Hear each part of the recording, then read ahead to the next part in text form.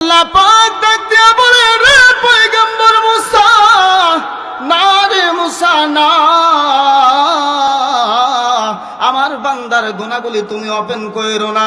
আমার বান্দার সাথে যদি তোমার দেখা করার বড় ইচ্ছা হয়, মুসা রে, আগামী কালকে সকালবেলা যখন তুমি তুর পাহাড়ে আসবা, বাড়ি থেকে বের হয়ে যখন রাস্তায় রওনা হইবা, তখন তাকায় দেখবা একটা লোক দাঁড়ায় আছে।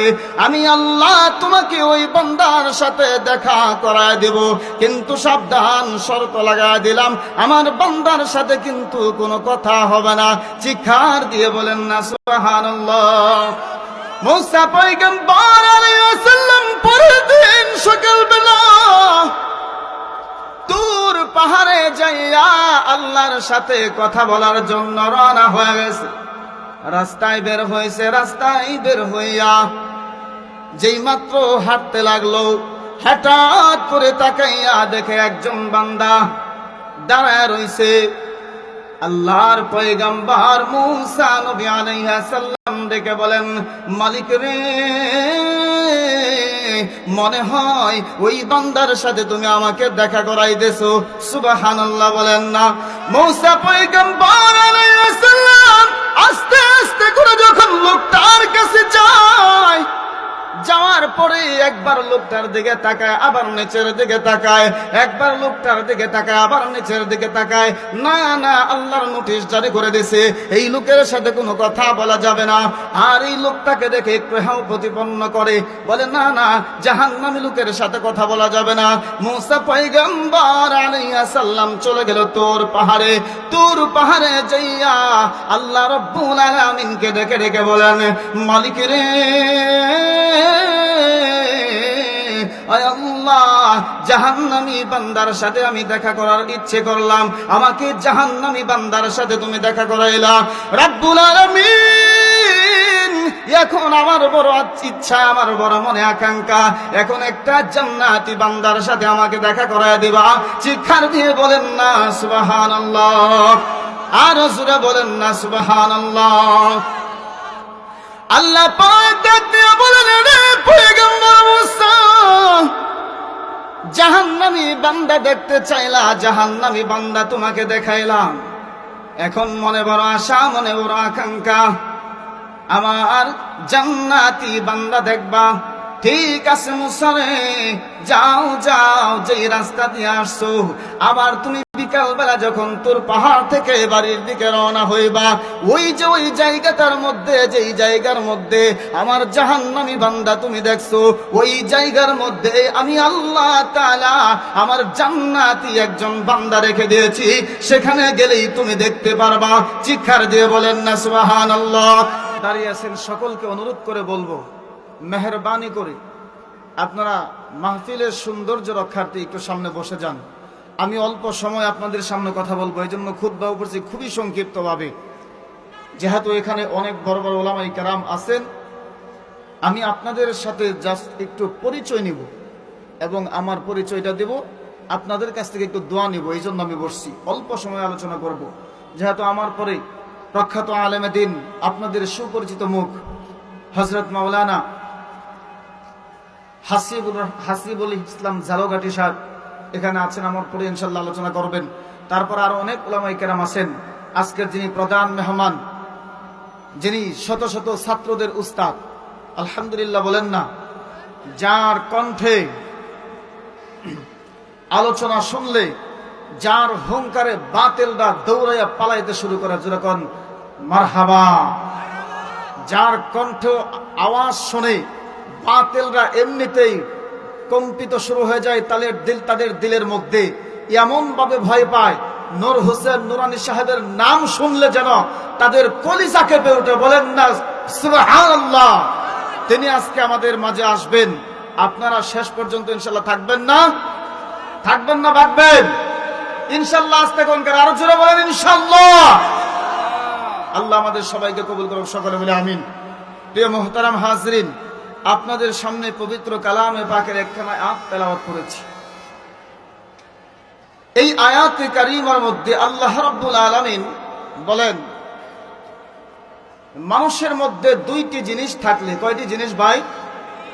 দুইটি জিনিস যদি কারো ভিতরে থাকে, তাহলে আল্লাহ রাব্বুল আলামিন তাদের জন্য এমন একটা জায়গা রেখেছেন, এমন একটা শান্তিময় জায়গা, যার নাম হচ্ছে জান্নাতুল ফিরদাউস। জান্নাতের মধ্যে সর্বশ্রেষ্ঠ জান্নাত যেটা, সেই জান্নাতুল ফিরদাউসের মেহমান বানায় দিবে। বলেন সুবহানাল্লাহ। আপনারা কারা কারা চান যে জান্নাতুল ফিরদাউসের মেহমান হবেন? লিল্লাহি তাকবীর, লিল্লাহি তাকবীর। আল কোরআনের আলো, আল হাদিসের আলো, নারায়ে তাকবীর। আল্লাহ আমাদের সবাইকে কবুল করুন, সকলে বলে আমিন। দুইটি জিনিস, কয়টি জিনিস ভাই? একটি হচ্ছে ঈমান, যারা ঈমান আনবে। দুই নাম্বার হচ্ছে যারা নেক আমল করবে, আমালে সালিহা করবে। এই দুইটি জিনিস যার ভিতরে থাকবে, আল্লাহ বলেন তাদের জন্য আমি এমন জান্নাত রেখে দিয়েছি, জান্নাতুল ফেরদাউস, যেটা সেই জান্নাতুল ফেরদাউসের মেহমান বানায় দিব। বলেন সুবহানাল্লাহ। এবার আসুন, ঈমান কি জিনিস? একটা হচ্ছে ঈমান, আরেকটা হচ্ছে নেক আমল, আমালে সালিহা।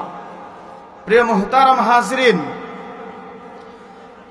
ঈমান আমরা অনেক সময় বলে থাকি, যাররা পরিমাণ ঈমান যদি থাকে, আল্লাহ তাআলা একদিন না একদিন এই ঈমানদারদেরকে তাদের গুনাহের কারণে, তাদের পাপের কারণে তাদেরকে শাস্তি দেওয়া হবে জাহান্নামে। কিন্তু একদিন না একদিন তাদেরকে জাহান্নাম থেকে মুক্তি দিয়া আল্লাহ জান্নাত দিয়া দেবে। বলেন সুবহানাল্লাহ। শর্ত হলো তার আমল নামায় যেন কোনো শিরকের গুনাহ না থাকে। সুবহানাল্লাহ বলেন। কারণ আল্লাহর নাম হচ্ছে রহমান। কি ভাই? আল্লাহর দয়া মায়া অনেক বেশি। সুবহানাল্লাহ বলেন। বান্দা সারাটা জীবন গুনাহ করেছে, গুনাহ করার পরেও, মনে করেন 80 বছর পর্যন্ত গুনাহ করবে, গুনাহ করার পরেও যদি বান্দাটা একবার খালি আল্লাহ রাব্বুল আলামিনকে ডাক দেয়, আল্লাহ আমি গুনাহ করেছি, জীবিত অবস্থায় যদি ক্ষমা চায়, আল্লাহ এর জীবনের গুনাহগুলি মাফ করে দিতে একটা মুহূর্ত দেরি করবে না। বলেন সুবহানাল্লাহ। মুসলমান ভাইরা আমার, আমি সরাসরি একটু আলোচনা করব, ভূমিকা টানলে অনেক সময় লাগবে, যেহেতু আমি আপনাদের এখানে নতুন। এজন্য আর কোনোদিন এই চৌরাস্তা আমার সৌভাগ্য হয় নাই। আমার ভাই আব্দুল্লাহ সোহাইলি সাহেব যেই আলোচনা করে গেছেন, তো ভাই আমাকে খুব মহব্বত করেন, আমিও তাকে মহব্বত করি। আমরা যারা আছি ওয়াইজিন কেরাম, এখানে অনেকের সাথে আমার পরিচয় হয়েছে। তো অল্প কিছু সময় আপনাদের সাথে একটু পরিচয় হব এবং আপনাদের কাছ থেকে দোয়া নিব। এই জন্য আমি সরাসরি আলোচনায় ঢুকে যাইতেছি। অল্প সময়, সর্বোচ্চ 25 থেকে 30 মিনিট আলোচনা করবো ইনশাল্লাহ। আপনারা শুনবেন তো ধৈর্য সহকারে। আল্লাহ আমাদের সবাইকে তৌফিক দান করুক, সকলে বলে আমিন। মূসা আলাইহিস সালামের জামানায় একজন গুনাহগার ছিল। তো মূসা আলাইহিস সালাম তো তুর পাহাড়ে যেয়ে আল্লাহর সাথে কথা বলতো। কথা কোন ঠিক না ঠিক? মূসা নবী আলাইহিস সালাম একদিন তুর পাহাড়ে যেয়ে আল্লাহর সাথে কথা বলে, আল্লাহ আমি এই তুর পাহাড়ে এসে আপনার সাথে তো অনেক কথা বলি, কিন্তু আজকে আমার একটা মনে বড় আশা, আমার মনে বড় একটা আকাঙ্ক্ষা, একটা কথা জানার বড় ইচ্ছা। বলে কি? আপনি এই মুহূর্তে কোন বান্দাটারে অপছন্দ কইরা, তার গুনাহের কারণে, তার কোন অপরাধের কারণে এই মুহূর্তে কোন বান্দাটারে অপছন্দ কইরা আপনি তার নামটা জাহান্নামের খাতায় লিখছেন, এই বান্দার সাথে যদি আমাকে একটু পরিচয় করায় দিতেন। সুবহানাল্লাহ বলেন না? আর একটু জোরে বলেন না সুবহানাল্লাহ। কার কথা? মূসা আলাইহিস সালামের কথা। মূসা নবী বলেন, আল্লাহ একবার যদি তাকে একটু দেখতে পারতাম। সুবহানাল্লাহ বলেন। আল্লাহ পাক ডাক দিয়া বলেন, পয়গম্বর মূসা, কেন কেন আমার জাহান্নামী বান্দার সাথে তুমি দেখা করতে চাও কেন? আওয়াজ বাড়বে। পয়গম্বর মূসা বলেন, মালিক এই তুর পাহাড়ে আইসা আমি আপনার সামনে অনেক কথা বলি, আয় আল্লাহ আমার মনে বড় আশা, মনে বড় আকাঙ্ক্ষা, কোন বান্দাটারে আপনি অপছন্দ কইরা ওই বান্দার নামটা আপনি জাহান্নামের খাতায় লিখে দিয়েছেন। ওই বান্দার সাথে আমি একটু দেখা করতে চাই, ওই বান্দার সাথে আমি একটু পরিচয় হতে চাই। আল্লাহ পাক ডাক দিয়া বলেন, রে পয়গম্বর মুসা, কেন কেন আমার জাহান্নামী বান্দার সাথে তুমি দেখা করতে চাও কেন? পয়গম্বর মুসা নবী আলাইহিস সালাম ডেকে বলেন, মালিক,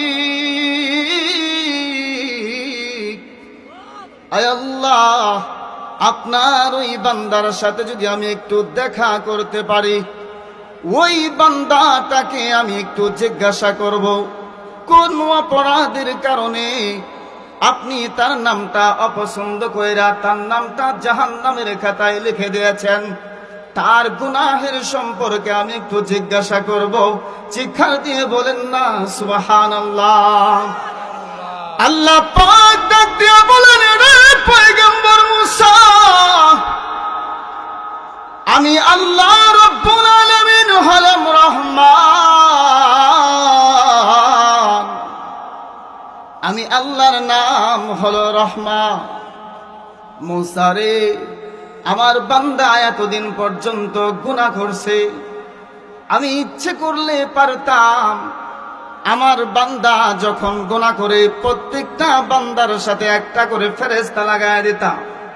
যেই ফেরেশতা আমার বান্দারা যখন গুনাহ করবে, গুনাহ করার সাথে সাথে বান্দাটাকে ফেরেশতা একটা চর মারবে, থাপ্পড় মারবে। কথা বলেন ঠিক না ঠিক? আমি ইচ্ছে করলে পারতাম ওই বান্দার সাথে একটা ফেরেশতা লাগায় দিতাম। বান্দা যখন গুনাহ করবে, আমার ফেরেশতা একটা চর মেরে বলবে, এই গুনাহ করিস না। কথা কোন ঠিক না ঠিক? আল্লাহ পাক ডাক দিয়া বলেন, রে পয়গম্বর মুসা, না রে মুসা না, আমি আল্লাহ রাব্বুল আলামিনের নাম হলো রহমান।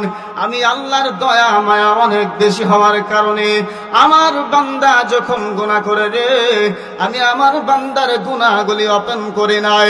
এতদিন পর্যন্ত আমার বান্দা গুনাহ করেছে, এখনো পর্যন্ত আমার বান্দার গুনাহগুলি আমি ওপেন করে নাই।